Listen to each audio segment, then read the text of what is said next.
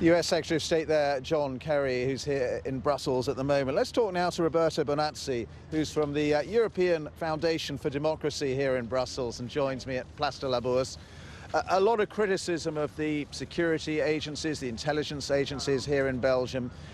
Is this a problem that they're finding simply overwhelming? The terror suspects who just seem to be living in Brussels, and they have found it in the last few months, even years, a very difficult problem to deal with. Certainly it is. The attacks and the successful attacks in the past few days, as well as the ones from last year, were indication that the intelligence system failed across Europe.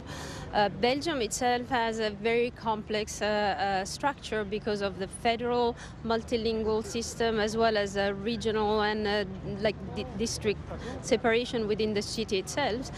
I would not just put all the blame on the intelligence system as such, because the way all intelligence across Europe have to operate is within the restriction of the system of the rule of law, and without any kind of political endorsement and political support, they're not able to operate. It was just 10 years ago we had meetings with the head of counterterrorism within the Belgian police, and he was saying to us, we know exactly what's going on, but unless we have political support, we cannot act.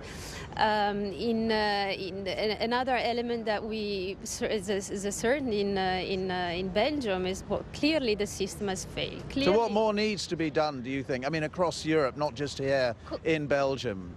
I would say cooperation and having the right resources. Until recently, the Belgian security of the state only had 1.5 manpower who could speak and read Arabic. So they're not even able to detect or to analyze intelligence. Is that a question of money then? More money needs to be put into counter-terrorism operations? Certainly money, certainly understanding and overcoming the diffidence that we have across Europe within different intelligence services.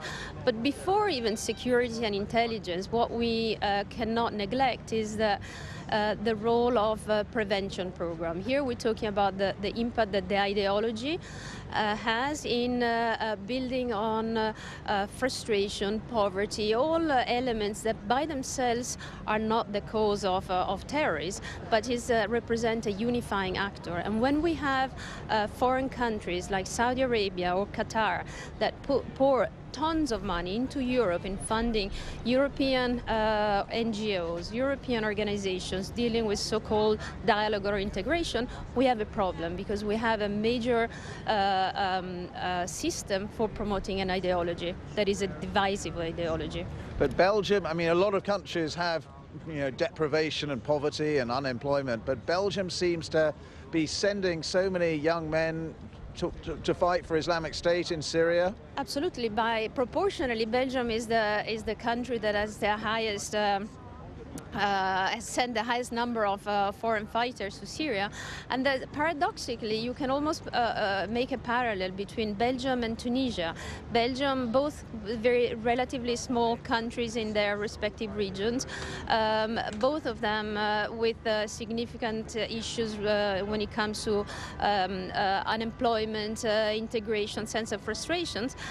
And in both countries, you see the role that Islamist organization, and I mean Islamist, not Islamic, so the ideology, not the religion itself, that play a major role in challenging the state and the secular approach that, for instance, Bourguiba had in Tunisia.